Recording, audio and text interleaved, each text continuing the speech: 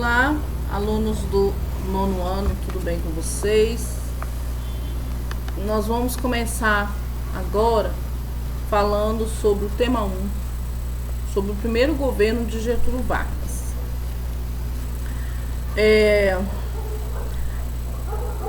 Como nós vimos lá na Primeira República, né, quando nós estudamos lá no início do primeiro volume, nós falamos da Primeira República logo após o fim do Segundo Reinado, né?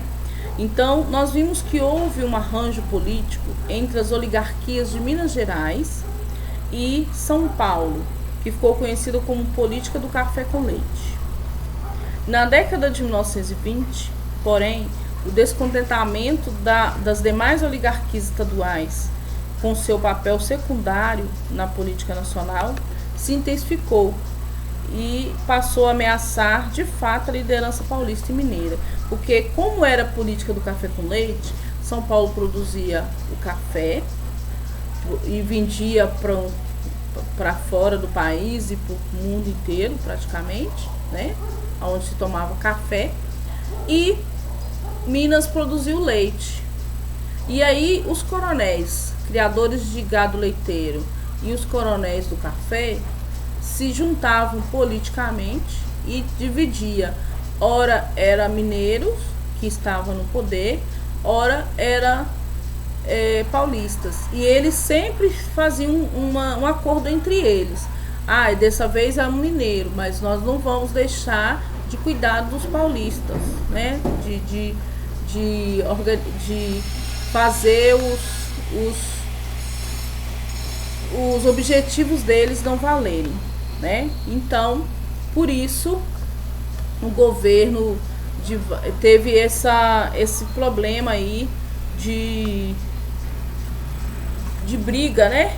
Entre as oligarquias paulistas e mineiras que estavam ficando de fora. Então vamos ver o que aconteceu nessa situação toda.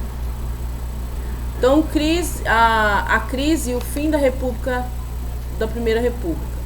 Então veio lá em 1929, na época da Grande Depressão que estava acontecendo lá nos Estados Unidos e que acabou chegando até o Brasil de alguma forma, a Aliança Liberal, né, formou-se lá em 1929, formada por mineiros, gaúchos e opositores à política do café com leite de outros estados, principalmente lá no Nordeste.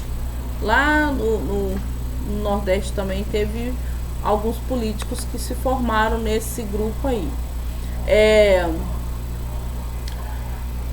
Lançou a candidatura de Getúlio Vargas contra o paulista Júlio Prestes. E aí, com a quebra da Bolsa de Valores, né, em 1929, lá em Nova York, né, a redução da exportação do café para os Estados Unidos agravou e a crise do setor acabou gerando desentendimento entre os produtores e o governo federal. Então, apesar da eleição de Prestes, após o assassinato de João Pessoa, que era vice-candidato na chapa de Getúlio Vargas, iniciou-se uma revolta armada contra o presidente Washington Luiz, que renunciou ao cargo. Então, eles atribuíram a morte de João Pessoa ao governo de Washington Luiz. E foi pressionando ele, foi arrumando confusão, e ele acabou renunciando ao cargo. E aí, em 1930, aconteceu uma revolução, apoiada pela maioria dos líderes do movimento, por setores populacionais e por militares. Getúlio Vargas assumiu o poder, pondo fim à República Oligárquica. Então, acaba de vez a política do café com leite, porque entra um outro estado no poder, né, que não era nem Minas nem São Paulo, era Rio Grande do Sul, que Vargas era um gaúcho, e acaba com aquela coisa de oligarquia entre São Paulo e Minas Gerais. Vargas então está no poder, só que um governo provisório.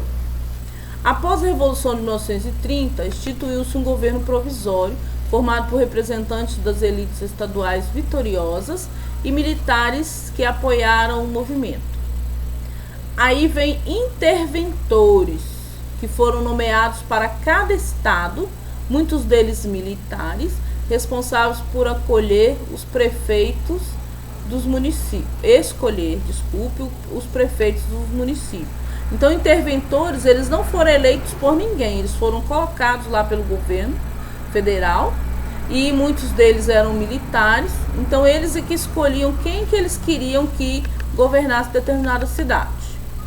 Apesar da derrota, revolução, aí lá em 1932, aconteceu uma revolução constitucionalista, que ocorreu principalmente em São Paulo. A reação militar paulista contra o governo federal e a nomeação de um interventor de fora, tá? Ocorreu essa revolução em 1932. Só que o movimento terminou por se render, porque diante da pressão do governo federal, o movimento não teve muita ascensão. Apesar da derrota militar, os paulistas tiveram uma vitória política com a convocação de eleições para a Assembleia Nacional Constituinte e a nomeação de um interventor paulista, tá?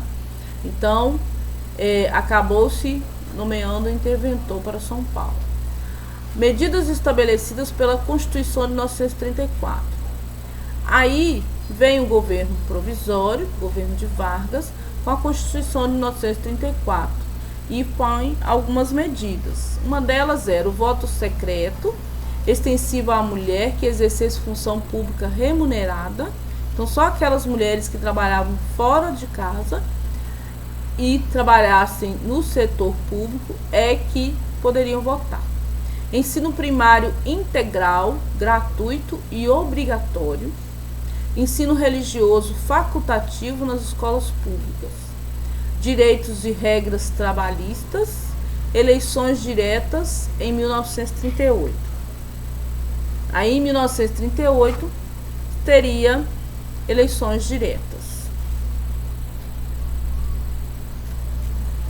Aí vem um Estado Novo. Mas antes de chegar esse chamado Estado Novo, nós vamos ver por que ele aconteceu. Primeiro nós vamos ver a AIB, Ação Integralista Brasileira. Para superar a crise, propunha uma forma de governo inspirada nos regimes totalitários, que eram os regimes que nós vimos lá na Europa antes da Segunda Guerra Mundial, como o fascismo na Itália e o nazismo na Alemanha. Aí, em 1937, surge o chamado Plano Cohen,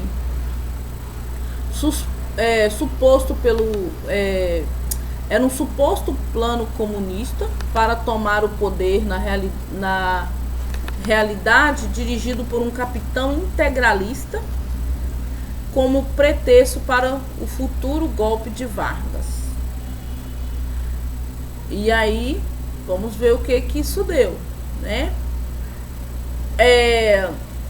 Aí também surge um outro grupo chamado ANL, que era a Aliança Nacional Libertadora, que contava com comunistas, anarquistas, liberais e socialistas e propunha um governo popular, a reforma agrária e a nacionalização de empresas. Em 1935, a ANL organizou uma revolta que serviu de pretexto para o governo decretar o estado de sítio, censurar os meios de comunicação e prender os envolvidos. A isso tudo, o Plano Cohen, a ANL, a Ação Integralista Brasileira, a AIB, gerou a instauração do Estado Novo em 1937. Então, em 1937, tropas federais fecharam o Congresso Nacional, instauraram o Estado Novo e anunciaram uma nova Constituição que ampliava os poderes do presidente. Então, o presidente, nada ficava acima dele. Ele comandava tudo. Então, nós vamos ver o que deu a partir daí. Então, vai gerar aí um trabalhismo e ao mesmo tempo uma repressão. Vai se repreender muita gente.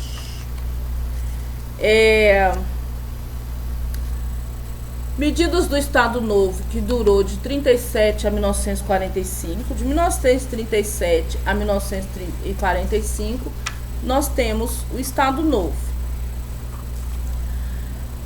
Política trabalhista e repressão e censura.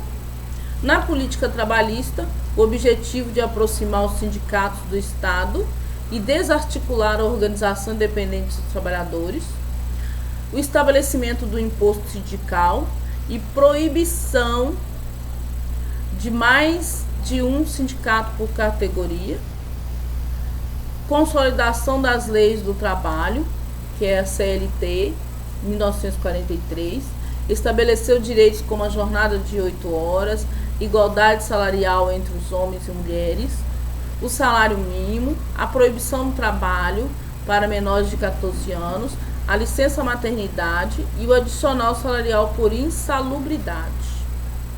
A delegacia, aí vem a repressão e a censura.